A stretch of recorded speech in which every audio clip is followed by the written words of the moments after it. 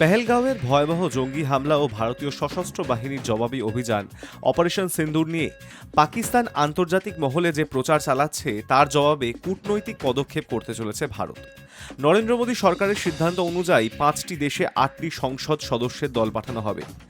এই দলের সঙ্গে থাকবেন পররাষ্ট্র মন্ত্রণালয়ের একজন করে প্রতিনিধি।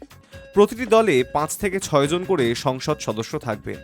সংশ্লিষ্ট সংসদ সদস্যদের বলা হয়েছে যেন তারা তাদের পাসপোর্ট ও অন্য ভ্রমণ সংক্রান্ত কাগজপত্র তৈরি রাখেন। এইসব দল আগামী 22শে মে দেশ ছাড়বেন এবং 3রা থেকে 4ঠা জুনের মধ্যে দেশে ফিরবেন বলেও জানা গিয়েছে। এই বিদেশ সফরের মূল লক্ষ্য হবে বিভিন্ন গুরুত্বপূর্ণ দেশগুলোর সরকার ও মিডিয়াকে ভারতের অবস্থান স্পষ্টভাবে জানানো। অপারেশন সিন্দুর ঠিক কিভাবে চালানো হয়েছে, পহেলগাঁওয়ে ঠিক কি ঘটেছিল, পাকিস্তান কিভাবে মদতপুষ্ট জঙ্গি সংগঠনের মাধ্যমে ভারতীয় ভূখণ্ডে হামলা চালাচ্ছে, এইসব বিষয়ে তথ্যভিত্তিক ব্যাখ্যা দেওয়া হবে।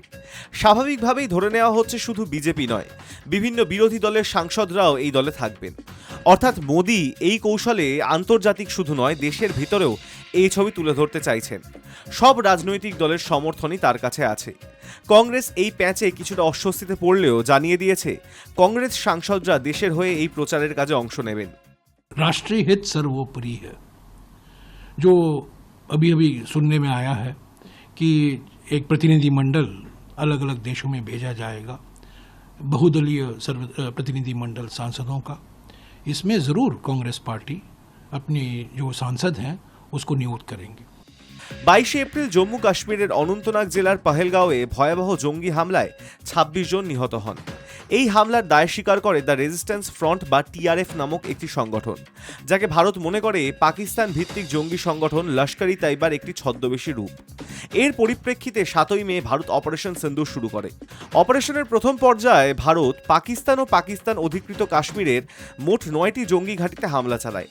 এরপর পাকিস্তান ভারতের উত্তর ও পশ্চিমাঞ্চলের সামরিক ঘাঁটিতে পাল্টা হামলা চালালে ভারত পাকিস্তানের একাধিক বিমান প্রতিরক্ষা ও রাডার ঘাঁটিতে জবাবি হামলা করে।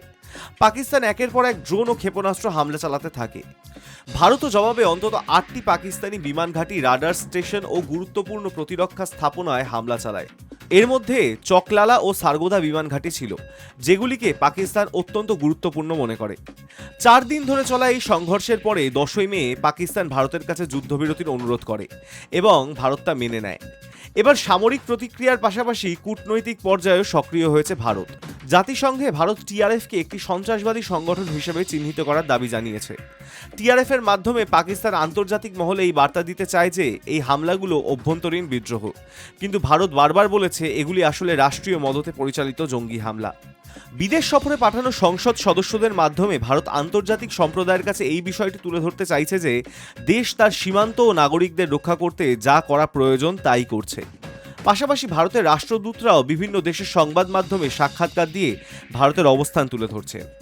এই উদ্যোগকে ভারত একটি কূটনৈতিক স্ট্রাইক হিসেবে দেখছে, যার উদ্দেশ্য শুধু সত্য কথা তুলে ধরা নয়, বরং পাকিস্তানের প্রচার কৌশলের ভিত্তি দুর্বল করে দেওয়া।